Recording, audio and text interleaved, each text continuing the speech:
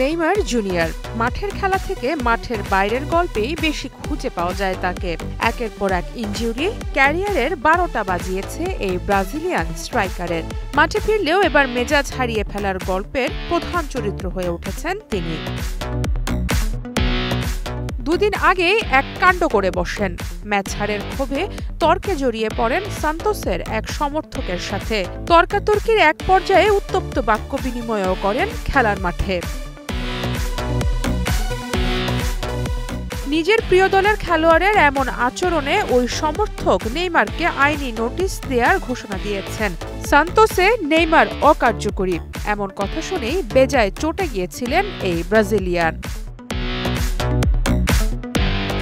এদিকে ছন্দে ফিরতে শুরু করা নেইমারের মনোযোগ নষ্ট করতে ফোন দিয়ে আসছেন আরেক প্রতিপক্ষ সমর্থক। নেইমারের বান্ধবীর চেহারার মুখোশ পরে এবার সান্তোসের খেলা দেখতে যাবেন তিনি।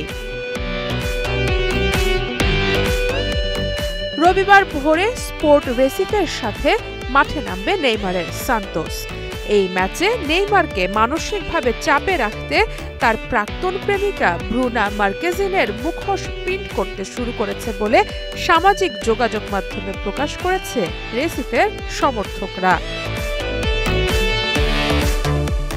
রেসিফের সমর্থকদের এমন কাণ্ড কারখানা মুহূর্তেই ভাইরাল হয়ে যায় সোশ্যাল মিডিয়ায়। এবার সত্যিকারেই নেইমারের প্রাক্তনের মুখোশ পরে সবাই চলে আসেন কিনা, আর তা দেখে নেইমারই বা কি করবেন সেটা দেখার জন্য অপেক্ষা করতে হবে ম্যাচ পর্যন্তই।